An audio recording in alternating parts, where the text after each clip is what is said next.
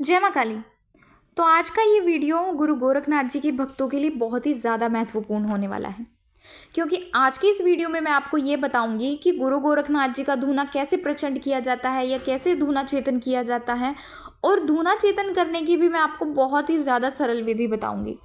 और इसके साथ ही मैं आपको एक ऐसा मंत्र बताऊंगी कि जब आप उस मंत्र के माध्यम से धूने को चेतन करेंगे या धूना प्रचंड करेंगे तो गुरु गोरखनाथ जी अपनी सभी शक्तियों के साथ वहाँ पर ज़रूर विराजमान होंगे, यानी कि उस धूने पर 9 नाथों का वास ज़रूर होगा। तो अगर आप भी इस धूना चेतन करने की सरल विधि और उस मंत्र के बारे में जानना चाहते हैं तो वीडियो को एंड तक ज़रूर देखें। और अगर आप हमारे चैनल पर नए हैं और हमारी वीडियो को पहली बार देख रहे हैं तो हमारे चैनल को सब्सक्राइब करना बिल्कुल भी ना भूलें और इसके साथ ही नोटिफिकेशन बेल को प्रेस करके ऑल पर ज़रूर क्लिक करें ताकि इस प्रकार की जानकारियाँ सबसे पहले आप तक पहुँचे। तो चलिए वीडियो को शुरू करते हैं। तो सबसे पहले मैं आपको ये बता देती हूँ कि धूना 2 प्रकार से आप चेतन कर सकते हैं। यानी अगर आप अपने घर में परमानेंट कोई धूना लगाना चाहते हैं तो आप वो धूना भी लगा सकते हैं। और अगर आप कुछ दिनों की साधना कर रहे हैं, जैसे 3 दिन की साधना कर रहे हैं, 11 दिन की, 21 दिन की या 41 दिन की आप साधना कर रहे हैं और उस साधना के दौरान आप धूना चलाना चाहते हैं या धूना प्रचंड करना चाहते हैं, धूना चेतन करना चाहते हैं, तो ऐसे में भी आप धूना प्रचंड कर सकते हैं। तो सबसे पहले मैं आपको ये बता देती हूँ कि अगर आप परमानेंट अपने घर में धूने को प्रचंड करना चाहते हैं, धूना स्थापित करना चाहते हैं, तो उसके लिए आपको धूना बनाना पड़ेगा। और धूना बनाने के लिए आपको मिट्टी चाहिए होगी, आपको चिकनी मिट्टी लेनी है। उसके बाद आपको उस मिट्टी के अंदर आपको गंगा जल मिक्स करना है।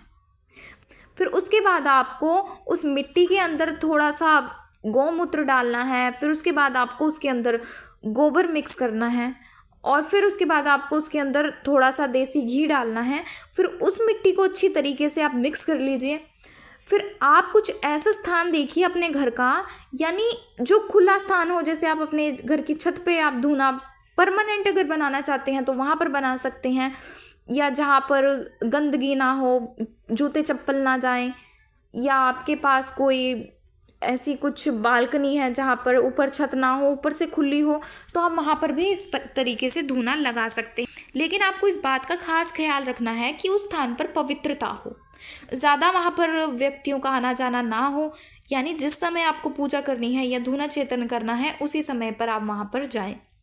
तो जब आप इस तरीके से मिट्टी को मिक्स कर लें तो आपको गुरु गोरखनाथ जी का मंत्र बोलना है, ओम शिव गोरक्ष, ओम शिव गोरक्ष। इस तरीके से आपको मंत्र बोलते बोलते आपको धूना बनाना है। फिर जब वो धूना बन जाए तो आपको धूने की अच्छे तरीके से आपको सफाई करनी है।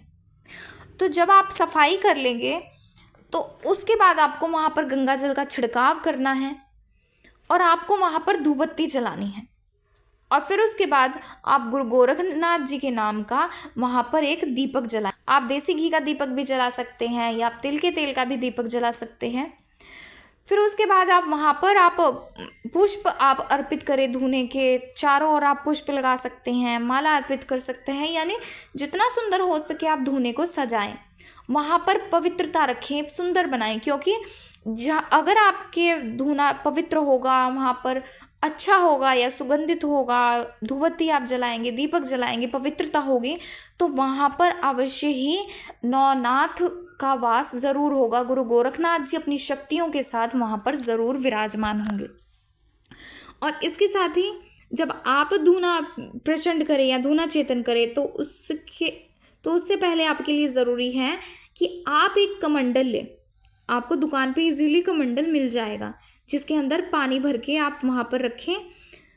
उसके बाद आपको एक त्रिशूल चाहिए होगा और आपको एक चिमटा चाहिए, क्योंकि जब भी आप धूना चेतन करते हैं तो जब तक आप उस धूने के पास आप कमंडल नहीं रखेंगे या आप उसके अंदर चिमटा नहीं गाड़ेंगे या त्रिशूल नहीं गाड़ेंगे तो तब तक वहाँ पर गुरु गोरखनाथ जी की शक्ति कभी भी नहीं आएगी। तो इसलिए आपके लिए ज़रूरी है। तो उसके बाद आपको अगला कार्य ये करना है, आपको 5 उपले लेने हैं। अगर आपने धूना बड़ा बनाया है तो आप बड़े उपले ले सकते हैं, लेकिन अगर आपने छोटा धूना बनाया है तो आप छोटे छोटे 5 उपले ले लीजिए। फिर उसके बाद आपको कपूर उन उपलों के बीच में रख देना है और अब मैं आपको जो मंत्र बता रही हूँ, आपको ये मंत्र बोलना है। और मंत्र कुछ इस प्रकार से है, आप मंत्र को ध्यान से सुन लीजिए। धूनी करे धुआं धरे तो नौ नाथ पधारे, जो नाथ ना पधारे तो शिव की जटा टूट धरती पर पड़े। सत नमो आदेश, गुरु जी को आदेश, नौ नाथ 84 सिद्धों को आदेश आदेश आदेश।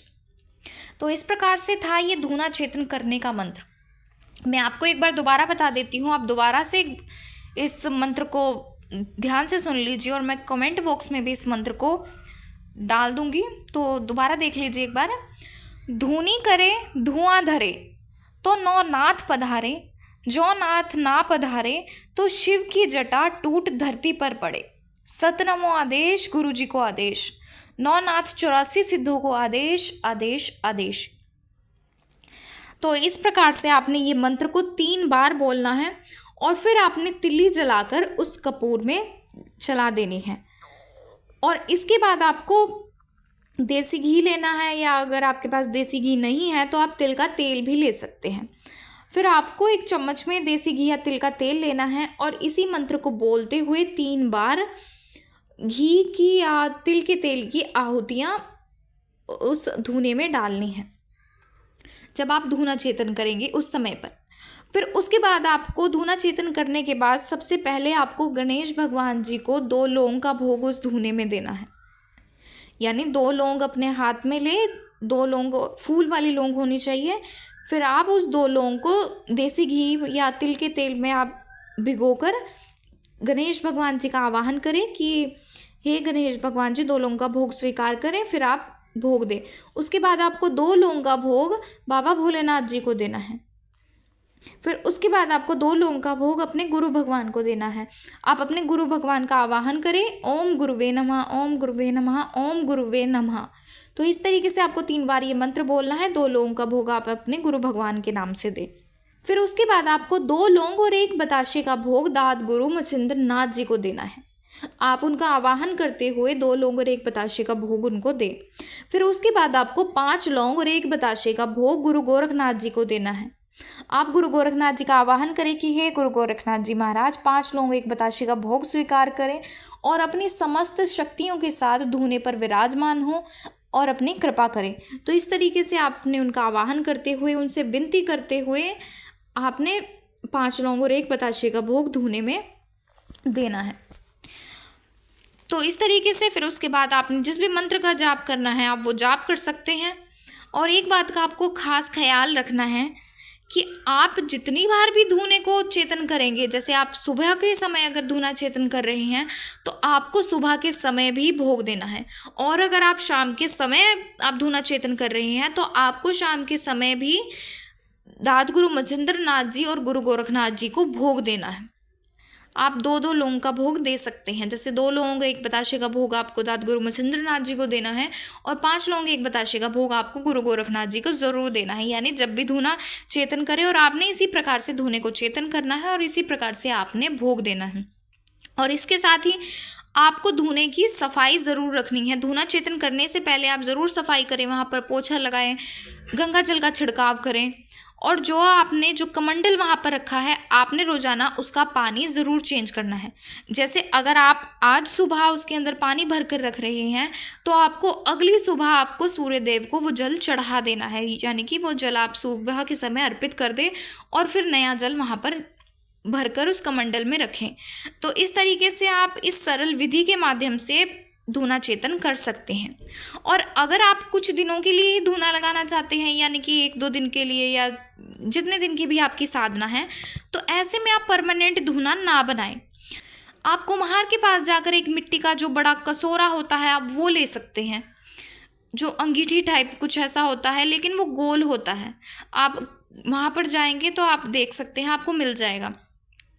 आप वो मिट्टी का ले सकते हैं और धूना चेतन करने से पहले आप उसमें गंगा जल का छिड़काव कर लें और फिर इस तरीके से आप धूना चेतन करें, जो भी मैंने आपको विधि बताई है।